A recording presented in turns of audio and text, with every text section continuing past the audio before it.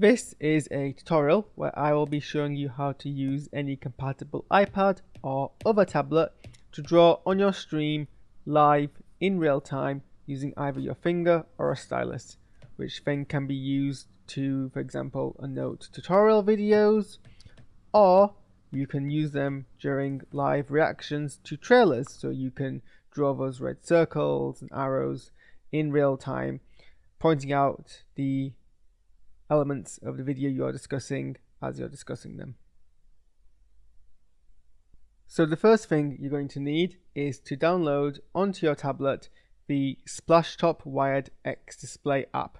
I am doing this on an iPad, but if your device can run this app, and it does run on Android, then you can do everything that I'm about to show you.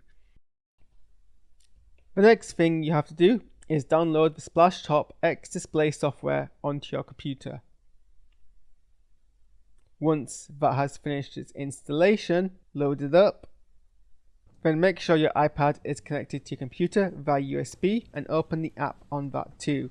With the software running on both the connected devices, it will now act as an external touchscreen display. You can even go into your display settings and rearrange where the iPad is in relation to your other monitors if you need to do that. The next thing we need is the draw extension from the OBS forums by Exeldro. So just search for draw OBS extension, go to the site, download, pick the installer zip file, unzip it or load it from the compressed folder and run the installer, and that's done.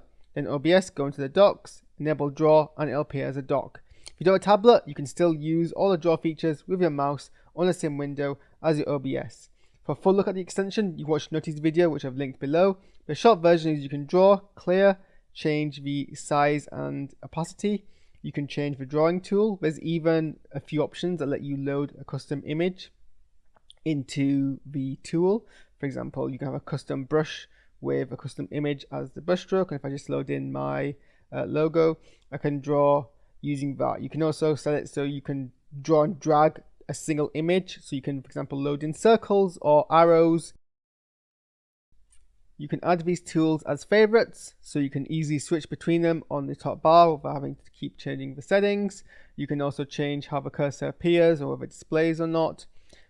But if you do have an iPad, go to the cog, go and select the full screen option and select the monitor, which is your iPad. It's not naming it correctly on my device for some reason, but I've guessed correctly which one it is. And then once you've done that, your iPad display will then be taken over entirely by this dock, and you will then be able to draw on a full screen render of your live stream using either an implement or your finger. And that's basically the entire setup for this whole process. All that's left to do at this point is load up your trailer of choice, and you can then draw straight onto it as you analyze its details.